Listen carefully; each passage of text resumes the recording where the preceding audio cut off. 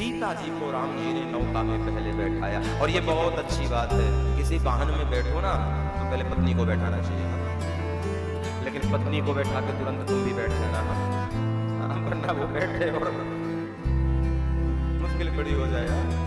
मैं कई बार विनोद में एक कथा कहा करता हूँ कि एक महात्मा थे, वो रेलवे स्टेशन में ट्रेन आने में जरा समय था, तो वो रामायण पढ़ रहे थे। साथ में उनके पास कोई काम नहीं होता, गाड़ी की प्रतीक्षा भी करनी हो तो रामायण खोलो पढ़ो। हम तो कहते जहाँ बैठो वही रामायण पढ़ो, खूब पढ़ा करो रामायण।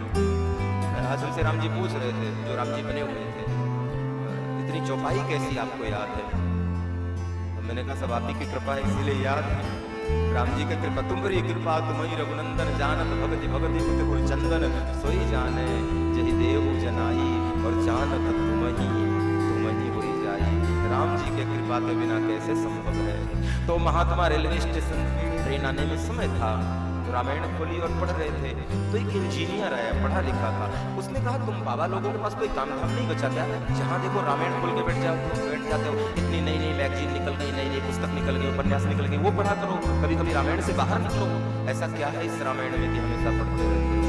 महात्मा ने कहा तू बता दे इसमें क्या नहीं है, मुझे तो सब कुछ मिला। अरे बोले ये तो तर्क है।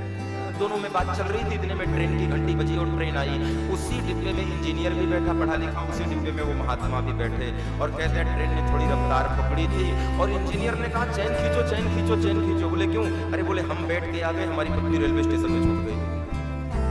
महात्मा जी मुस्कुराए, बोले भैया इधर आना, एक बात कहूँ। बोले क्या? तूने जीवन में एक बार भी पूरी रामायण पढ़ी होती तो ये गलती कभी ना करता।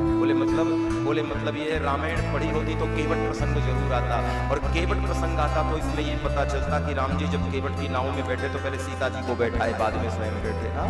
तो कभी भी किसी वाहन में बैठो तो पहले पत्नी को बैठाओ और बाद में। ये रामायण है जो तुम्हारे हर समस्या का समाधान, हर सवाल का जवाब रामायण में छुपा है।